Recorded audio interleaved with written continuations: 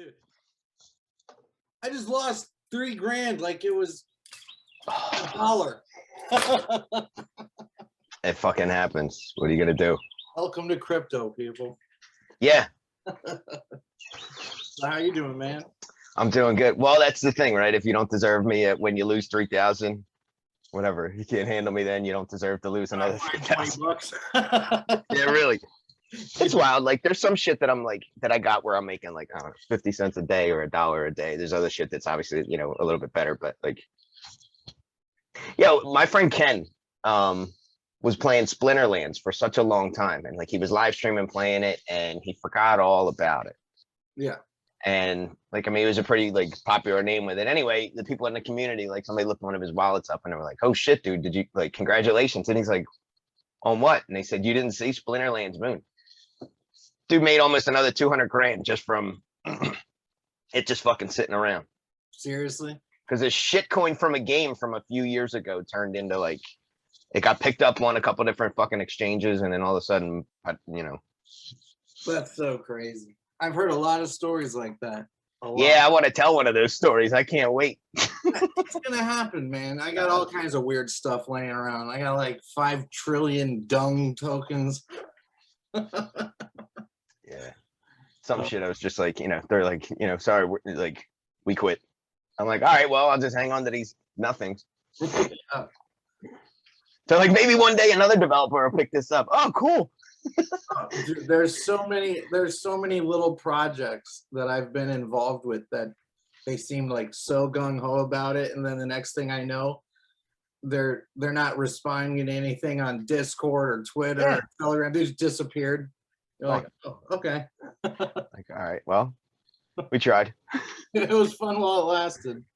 Well, the thing is, you always hear the stories about people in crypto that make a shitload of money, but you know, you don't always. And it's like my uncle with gambling. Like, he would always tell you when he hit for 50 grand. He didn't tell you about the 200 he lost or whatever. You know what I mean? Like, yeah. The people with the scratch off tickets, and you see them, they got like 500 of them. Yeah. Oh, I couldn't do it. Which is weird though. I can't do scratch off tickets because if I lose like more than $5 on a scratch off ticket, I'm done. I mean, you know, I'm the dummy that's like, oh, let me buy, you know, I'll buy like $21 Johns in a row, or like, you know, a bunch, and just, first of all, they're all connected. I never win. You get a free ticket. I'm like, great. Fucking do this again. Speaking of Johns, you want to introduce us to people so they'll know what they're listening to? Oh yeah. That's right. Hello, welcome to the podcast, ladies and gentlemen. This is welcome to the NFT Jawn. And this was born out of, which is presented by Nifty Comedians. So follow them on Twitter. And then you can follow all of us everywhere. So it's exactly how it sounds. Nifty. Like it's a nifty thing. Because we're on Nifty. But yeah, so follow Nifty Comedians, and then and so this is Nifty Comedians presents the NFT Jawn. So why do we call it the NFT Jawn? Well, we're into NFTs, and we were on the phone just talking about this, and you have an extensive. You're from Philly. You've been here enough. Yeah. I can say you.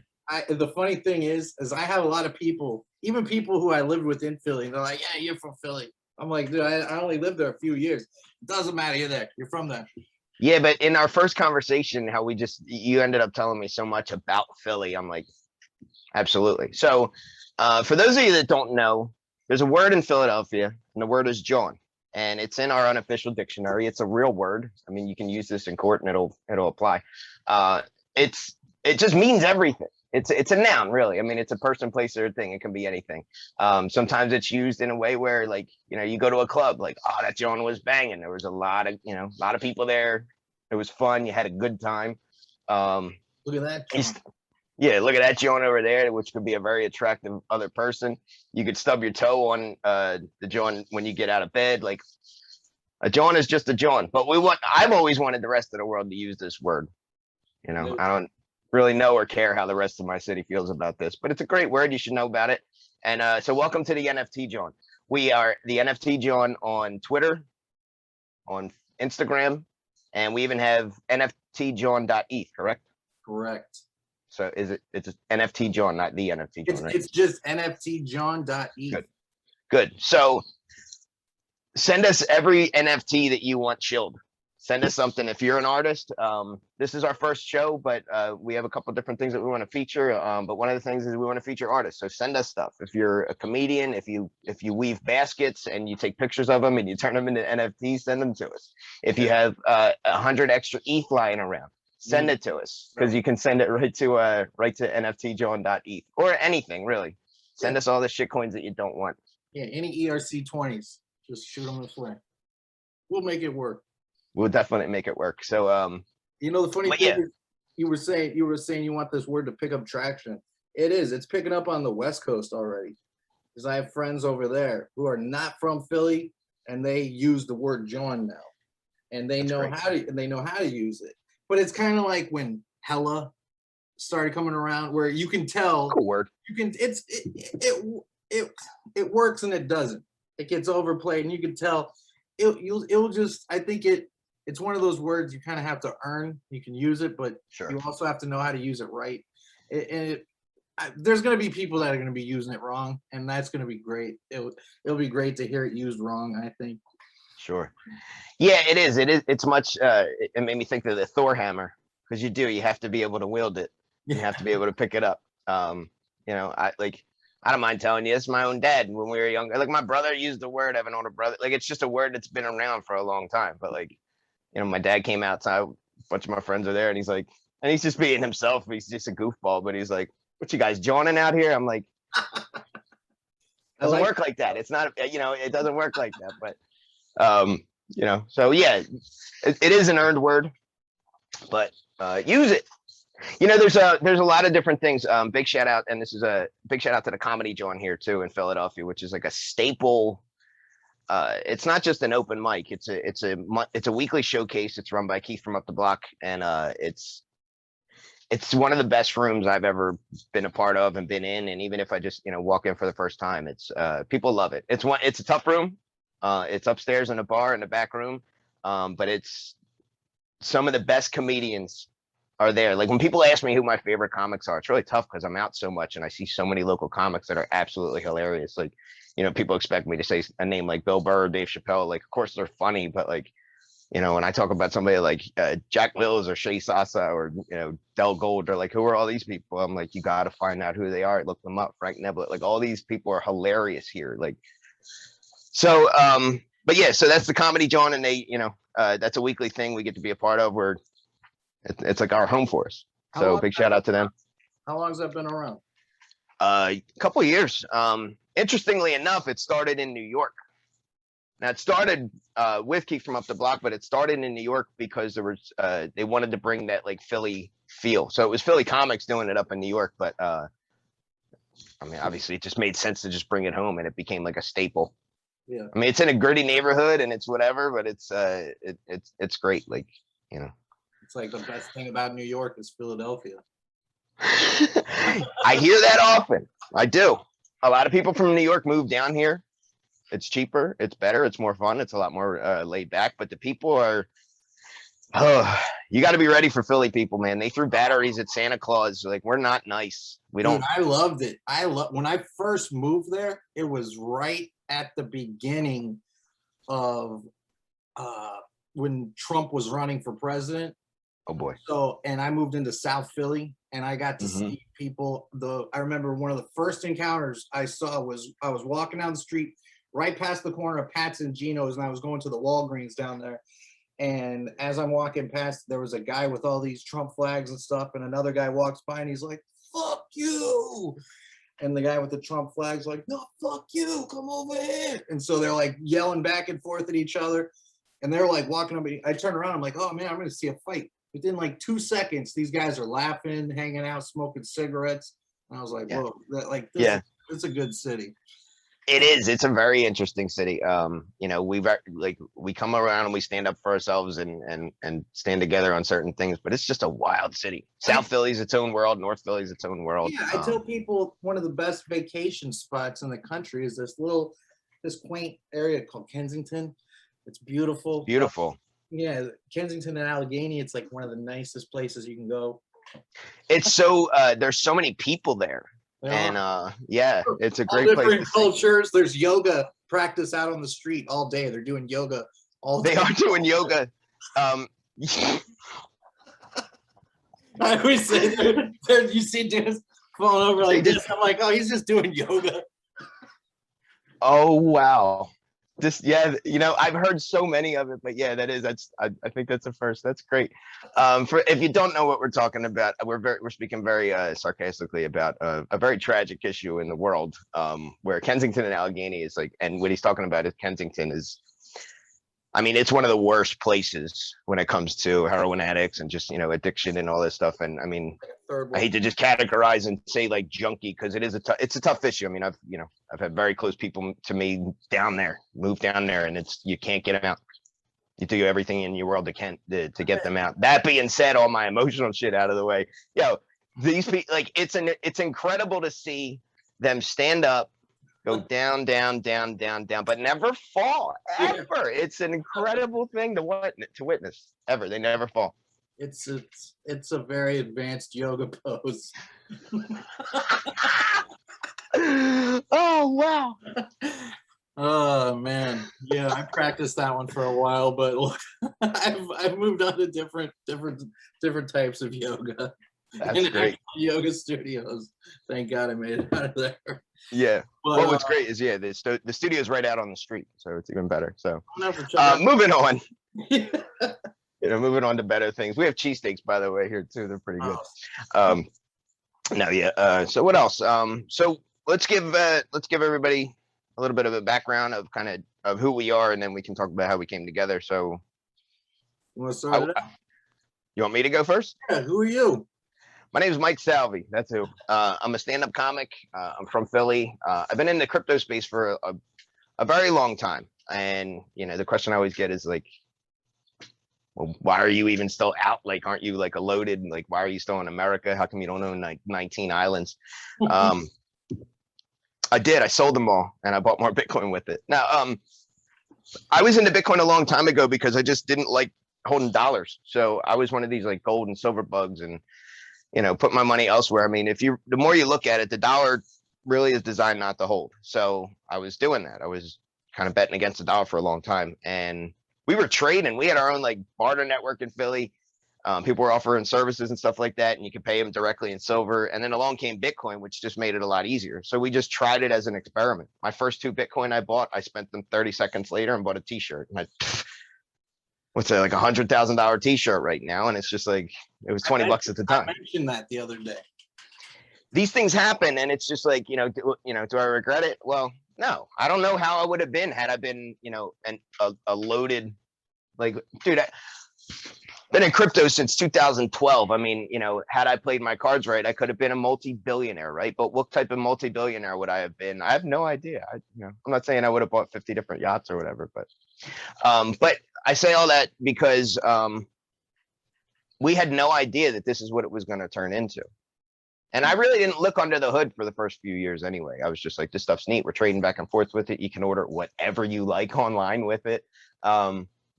So it had a great use case. And then all of a sudden it just blew up. And then it was just like, it felt like one of these things where like the bus took off and you got there like 5 minutes late, but you see it running down the street, but you still start running and you're like, you know what, man, there's another bus coming and I can catch that. And so I like putting those two things together. A couple of years ago, a friend of mine retired from some show from a crypto company and said, do you want to come do stand up at my retirement party? And I was like, yes. And after I got off the stage, a friend of mine was like, dude, I really thought that was going to suck. That was hilarious. How'd you just do like 15 minutes on like Bitcoin? And I was like, first of all, thanks for saying that. I appreciate it. And he was like, do you want to go on tour with me? So that was my friend Nathan. And he took me on tour for, like spread out throughout like about a half a year. We did about 15 cities and then just kind of stayed into all this. And I'm like this stand-up comedian that's in this crypto world too. And here I am. I'm the first stand-up comedian to make an NFT. I have my bits up as NFTs. I've had them on the Wax platform for a long time. They're also on, some of them are on ETH too. And on niftycomedians.io, you can go there and you can click and buy them. And Nifty Comedians is cool because they're featuring other comics and they're on-ramping comics into crypto, and it's amazing to see. Like, there's a whole world that's completely untapped. It's huge, and it's So gonna open up even more. I was gonna ask you, what was the first blockchain and the first platform that you actually used and got into? I know you said Bitcoin, but as yeah, far Bitcoin, as NFTs, when Wax. Wax, okay, Wax was the. Here's how it was explained to me by my very close dear friend, little brother slash big brother, Ken Bozak. And if you don't know who he is, just look up Ken, just Google Ken Bozak and follow him everywhere. He's one of the most like genuine hearted people in the crypto space. And I've known him for a very long time, and I'll go to bat for him anywhere for just about anything. Right. And I say all that because he's the one that said to me, like, he's been in NFTs like a year longer than me. And I mean, he was talking about it for a couple of years, but like a year before I really took the jump, he like pushed me, and he was like, dude, if you don't put your bits on as an NFT, someone else is going to be, and you'll never be able to be the first. You'll be able to be. He was like, he was like, please be the first. So I did. And but the way he explained it to me was this. He said, you can do all this stuff on ETH and OpenSea. He was like, but imagine you're walking into a giant museum, and then there's the gift shop. Go into the gift shop first. Look around, look at the books before you buy your ticket to go into the museum and really, really play. And he was like, and that gift shop is Wax. So I did that. And for next to nothing, like Wax was like 4 cents at the time. So I made a bunch of NFTs and sold them for then. And then, you know, forget Wax mooning. All this, the part for me that mooned was a community. And all of a sudden there's like these people like looking forward to more NFTs. And I'm like, well, I'm here. I'm comfy in the gift shop. I don't even think I need to go in the main building. Yeah. That being said, I did. I stepped into the main building, and I'm just kind of here. Like I have no problem saying that. Like as far as building NFTs, I built a house. I built a really big house, a really nice one. It's really cool. But I'm that guy that's got like, you know, the paper blinds still. All the boxes and shit are still in the living room. Like I have one room set up. You know what I mean? And what I mean by that is like I know how to do it, and I've done it, but I haven't put it to the full potential at all. And there's nothing stopping anyone else from saying, oh yeah, well look, I put an entertainment center here and, you know, built this like much better thing. Please go ahead and do it. But I just want to see the door open, and I get to take to the grave with me that I was the first. So I'm good. I think that's awesome. And the best part about the blockchain is that you can actually prove it too. Mm-hmm. And I didn't know that until recently. So when I first got into it, people were kind of explaining it to me more and more. And I was bummed because I thought I was going to have the first graphic novel on blockchain. I had people beat me to it, a bunch of them, handful of them. However, when I get to talking about what I'm doing, I got a weird project that I'm doing. But yeah, I saw your clip, a couple of the Wax clips, and I thought it was cool. That's how, I think that's actually when people first told me about you, they were like, and he skateboards, because they knew I skateboarded. So like, yeah, okay. that was cool too. Yeah, that was one of them things where it was like, you know, we just got introduced as, you know, through the comedy portion of it, and then found out that you skated, then found out you were from Philly. I'm like, can this get me like, yo, can we go do karate in the garage? Like, fuck. Like, so yeah, it was the Wax platform was neat. I like how you brought up it's provable. And you know, sure, you can post on Instagram like I wrote this joke in December 2019, and here it is, time stamped. But you know, those things get compromised, and you know, accounts get hacked or you know, lost or whatever. And to know that you can prove back, like I got, in my opinion, and a lot of other people's opinion, I have the best joke in the world about Spider-Man, and it's only grown and gotten better too. But I have proof of when I wrote it, when I performed it, and it's like digitally there forever, stamped on the blockchain. So if anybody else like tries to write it, like, so one of these things with comedians is protecting our material, and we hold it near and dear, and we don't like seeing people with cameras sometimes, but we're also willing to take that, you know, step too, because we know that people want to see our material more than just me drinking coffee on Instagram, you know. Yeah. So they do want to see bits and stuff like that. But this is a really cool thing where we have ownership. Like, I'm a big KRS fan, and early on, all he always talked about was like eliminating the distance between you and like, you know, whatever you think can give you something, whether that's you know, a record label, even a deity, or like whatever. Like, you know, you're no different than whatever. So, and this is what NFTs are. I mean, this is really like Prometheus handing fire down and saying, here, take this and run. You don't need a third party. You can sell direct. And then as artists, we can put in a market fee and always get paid on this. I mean, imagine every time the Mona Lisa gets sold, Leonardo da Vinci, that's a pain, is that right? You know, his estate gets like still gets another 5% of each sale or something. So it's like that for us. It's here. It's right there. And I think that one of the coolest things about it is it brings so many subcultures together that would otherwise not really intersect. And I made a comment. I don't know if you've ever heard of Juxtapose magazine? No. Juxtapose magazine is like an art magazine for obviously you've heard of Banksy, right? Sure. Banksy. Yeah. That type of art. Okay. Street art, underground art, any kind of like alt art or whatever is in Juxtapose. And I said, once Juxtapose type artists figure out about NFTs, it is going to be, and it's going to be huge. And then I saw right after that, I think was when I saw the drummer or something from Linkin Park.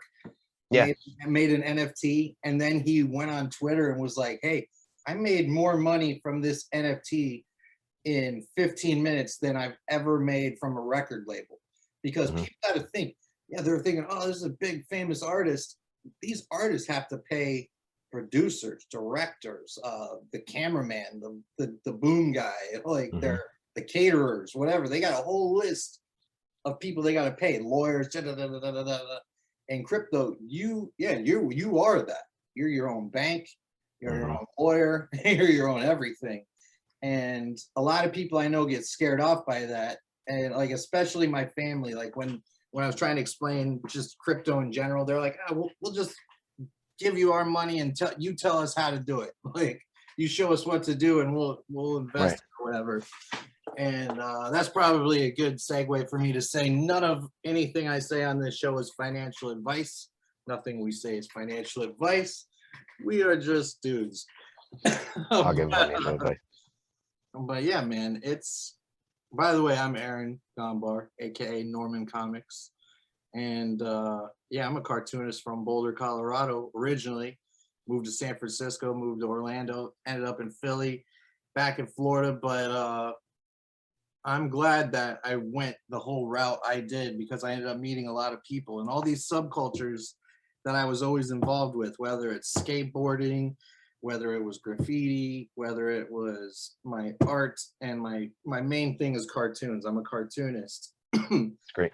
But they all kind of intersect with NFTs, because any type of artist has a chance to make something and just really push themselves to the next level. And I think it's barely touching, because I was trying to explain it to people. I see it getting to the point where everyone you know will have their own NFTs. They will be like, things will be an NFT. Your driver's license will probably be an NFT.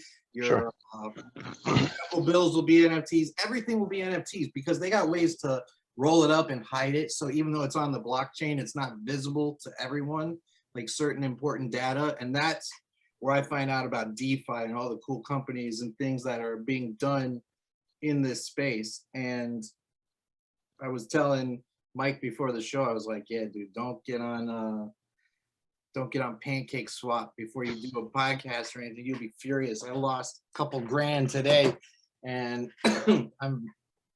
I love this space, man. There's so much going on. And when I explain it to people, it's like, I don't know how you are with people, but they're always like, "What do you do for a living?" I say, you know what?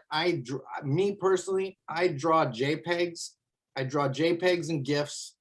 I sell them for high-tech internet funny money. And then I, invest it into weird artificial intelligence and other JPEGs and stuff that memes by memes. But that's what it's coming to. It is.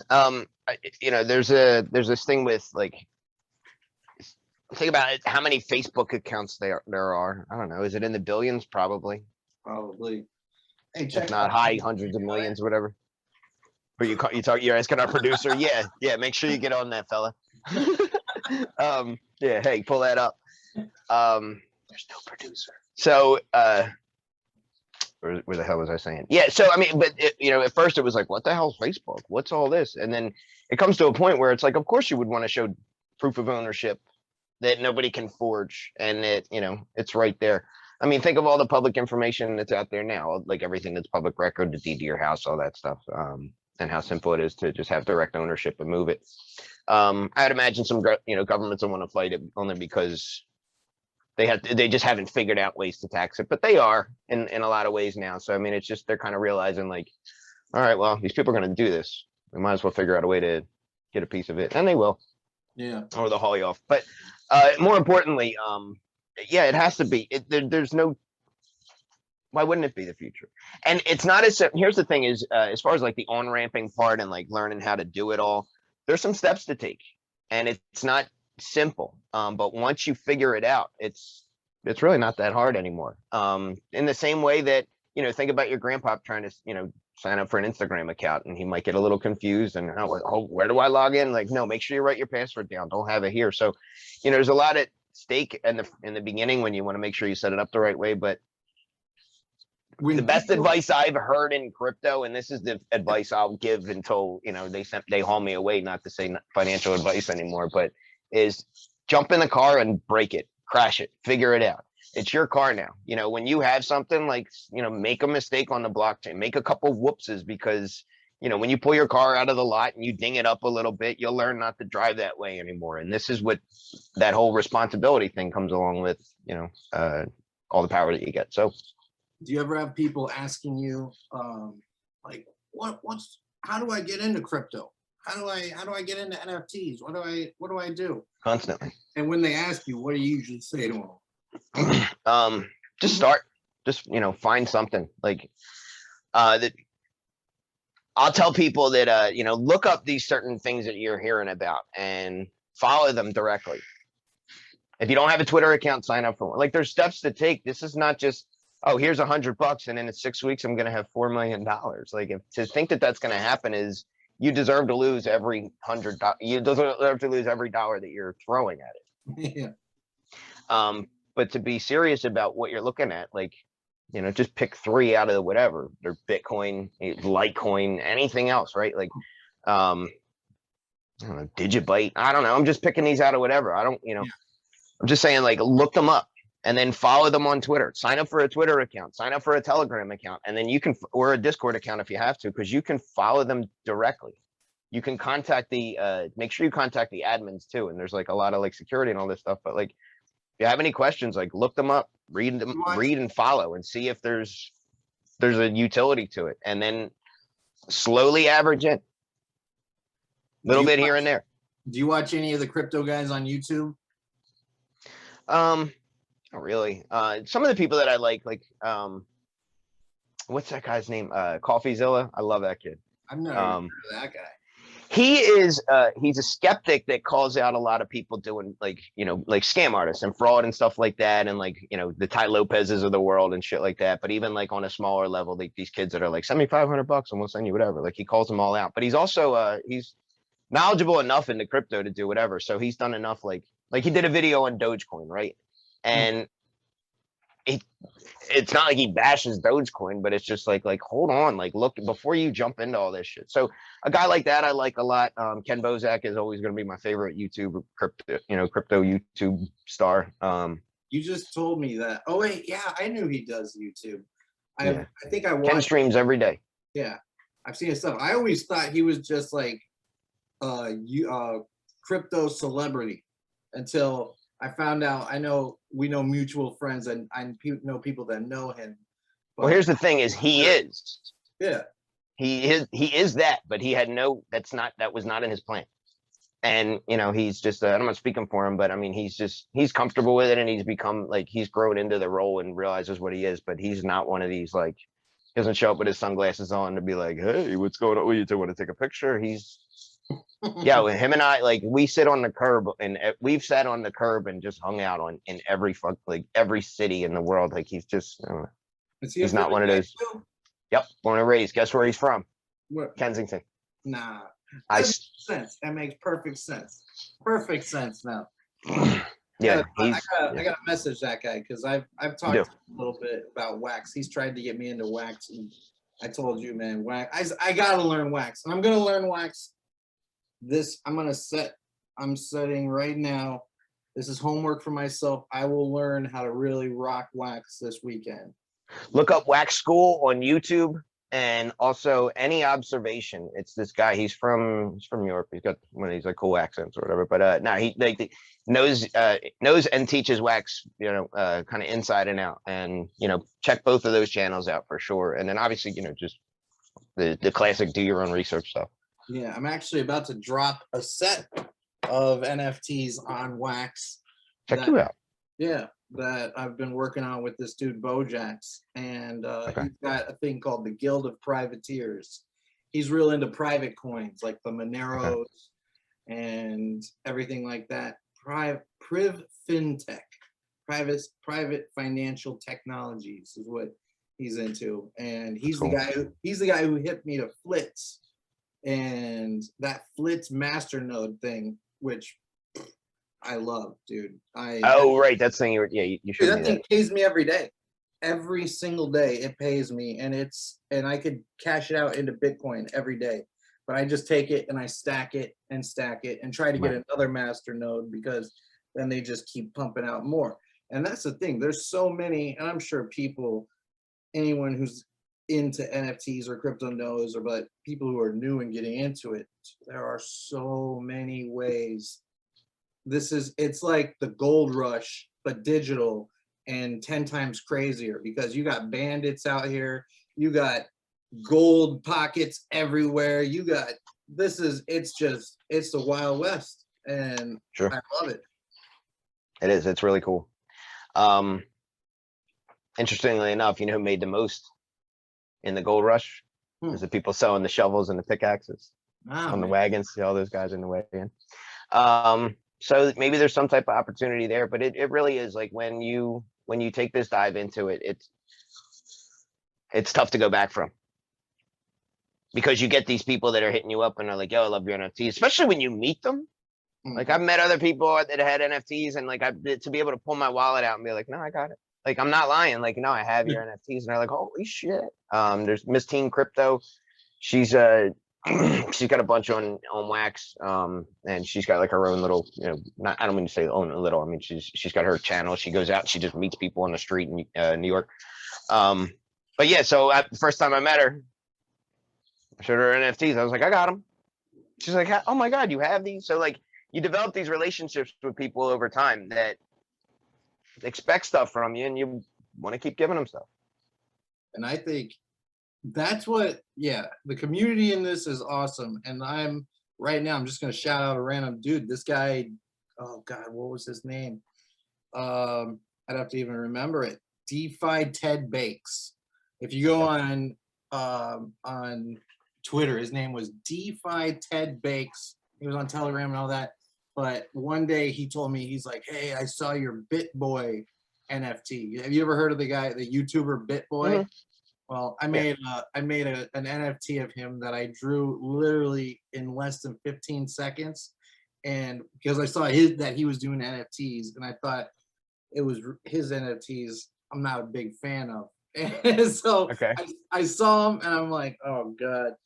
And so I did like a 15-second goofy sketch of him, and I wrote BitBoy 1.5 ETH, and I posted it on Rarible as a joke.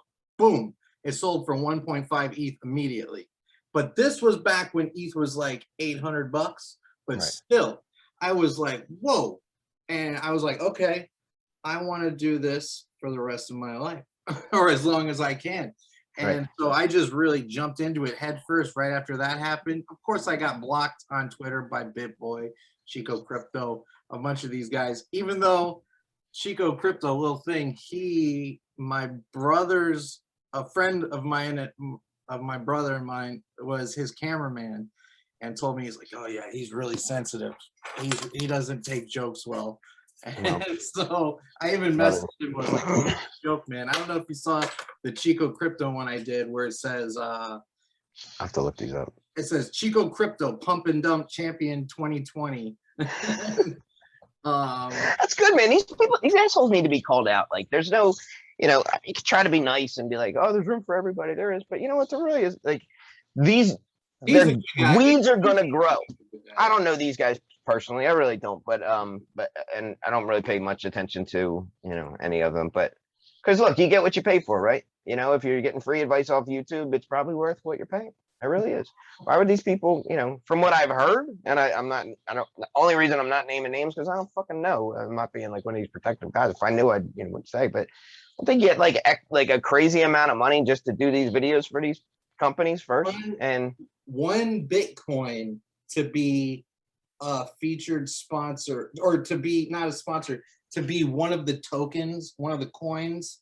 Yeah. And I only say tokens because it's different blockchains, but to be one of the tokens mentioned on BitBoy, you have to pay BitBoy a Bitcoin to be mentioned. Like if he's like, oh, blah, blah, blah, this token's pumping really big today. I'd look at a wiener pickled coin and you're like, oh, dude, wiener pickled coin. They probably paid him a Bitcoin to get that little mention. Yeah. I don't know. I mean, what works for everybody, whatever. But yeah, just keep that in mind. I mean, you're getting what you pay for. So if you're getting free advice from wherever, I'm not saying that you got to pay these people either, but I'm just saying like, there's so much of the big lesson in crypto is that there does not have to be a middleman anymore. And we don't have to go through any type of, this is what decentralization is about. So for the internet, like information is so abundant and all that stuff is there. So there really isn't an excuse other than just like, I don't have the time or not. And I hate to chalk it up to laziness, but like sometimes people just can't figure out how to find the time to do their research. But if you are able to figure that out, this is real financial advice. Figure out how to find time to do research into anything, whether you want to grow cucumbers or whatever, you know what I mean? Like study this shit, figure that out and avoid anything that looks nice, neat and shiny. Think about it, nature, plants, the ones that are like the most beautiful are the ones that are most deadly. Women out in the club, the ones that look the best are probably the craziest. You know what I mean? So it's like, you want to talk to that, you want to talk to the secretary, the kind of quiet one, but she's kind of cute. You know what I mean? Like that's, yes. Peg leg one with one. Or a peg leg, whatever. You know what I mean? She's struggling. She's, she all needs love. But yeah, really do like, I don't know, anyone that, so, okay, if that guy, you have to pay him money to be on his show. Yeah, here, maybe we should do that. If you want to be on this show and as a guest, you got to pay us a whole Bitcoin. I'm in. You pay me a whole Yearn finance. I'll take one of those too. Yeah. A Bitcoin, a Wi-Fi, a Bitcoin, or an ETH. We'll take that. Works for me. One of each, or either. And they're all in different tiers too. Like an ETH gets you 5 minutes. Yeah. Yearn gets you 20. Yeah. Bitcoin gets you half hour. Yeah. So we're gonna have featured guests on the show too. If there's any topics that you guys or any questions you guys as the audience have, feel free to hit us up at NFT Jawn on Instagram and Twitter. DM us. We'll make sure that they're open. But yeah, Nifty Comedians has just been really good to me. And Nifty Comedians, I can't talk about Nifty Comedians without talking about Meta Party and Decentraland and Resonator and 100 Rainbows. And all these guys, because they're the ones that originally put me on in Decentraland. They reached out to me and said, hey, will you do a show? And I said, sure, like a virtual comedy show. Like I've done one Zoom show and it was weird, like this, how this is set up, right? And it's just strange. But this, to be in a world where I'm in a metaverse and I'm up on a stage, I have a digital character and there's an audience and they're listening in and I can hear them laugh. It was incredible. So I did that for a little while, and then Nifty Comedians, they saw it, we talked, and we're doing the same thing in Crypto Voxels, which is cool because it's like I go work for Coke and then I go work for Pepsi and nobody gives a shit. But it's just growing the concept and showing it on both platforms. So that's what this has become. So Nifty Comedians is doing a great job on the back end and taking a lot of pressure off of me, bringing new comedians in. The first show that I did was by myself, but the second show was with or maybe I got that backwards. If I do, forgive me. My memory isn't, it's not important. The name's important. Amber Crollo, she was our first comic along with me in Crypto Voxels. She was hilarious. Show. What's that? The NFT comedy show, yeah. When is your next show? Oh, when's the next one? We do them every Thursday at 6 o'clock on Decentraland, and you can follow me on Twitter at themikesalvi.com. Or no, not that. That's the website, but the Mike Salvi on Twitter, Instagram, and I'll always post when we're doing the shows. But every Thursday at 6 p.m. Eastern time, and then Thursday at 8 p.m. Eastern time. So I have a 6 o'clock show on Decentraland, and then 8 o'clock show on Crypto Voxels with Nifty comedians. And they're bringing new comics on, just to welcome all the new comics. So it's Amber Crowler is officially on board. Dave DC in the city, Khalid from New York, Khalid Rahman. I hope I'm saying that right. I just haven't heard him say his name yet. That's all, but I follow him. And Katie Boyle. So they're all the comics that are going to be on here. So as far as guests go, in my opinion, they should be the first ones. And then from there, we're open to anybody, to talk to anybody. Send us your ETH at nftjawn.eth. No, what I mean to say is, all seriousness, send us NFTs. If you have a little project, I don't care if it's a 3-cent thing, like just send it to us. Like, if you know, that's probably the best way to contact us. Make an NFT with your info in there, and we'll hit you up. We'll shill stuff. And this is probably the time we should mention our big guest that's coming on soon. Okay. You know, Jake Paul. He's he's so I didn't know we were. I was a little nervous when you said that, but I was like, you know what? Yeah, I guess let's just make the announcement. I know I said all this with these. Jake Paul is going to be our first guest. And, next week. Make sure you tune in, because Jake Paul's going to be there. I heard he's going to fight. Leonardo. He's the one that fought, right? Yeah, he's going to. Leonardo DiCaprio. The two of them are going to fight, and actually. On the podcast. Let's just open the bag. I wanted to have this as a surprise, but all right, look, before their fight, they're gonna have their that pre-meeting. I don't even know what the hell you call that, like that press conference. We have the exclusive between Jake Paul and Leonardo DiCaprio. So if you don't follow us, make sure you do now so that you can get all the announcements. Do it. I'm in. This has been great. Follow us, NFT Jawn everywhere. Any last words until next show? Man, this has been a good time, and I'm looking forward to next week, because we got so many things to talk about, so many topics. I'm hoping by then that I'll make some of this Binance back that I just lost. Pancake swap. Got my fingers crossed for you. And I'm looking forward to trying to peep in on your show tonight. And everyone tune in next week. Jake Paul. Leonardo DiCaprio. All right. Later. All right, so like I said, my name is Mike Salvi. I'm doing this professionally now. Made it really easy to find me across the board on all social media platforms, same name. So if you like what you see tonight, you can find me on the Cash App.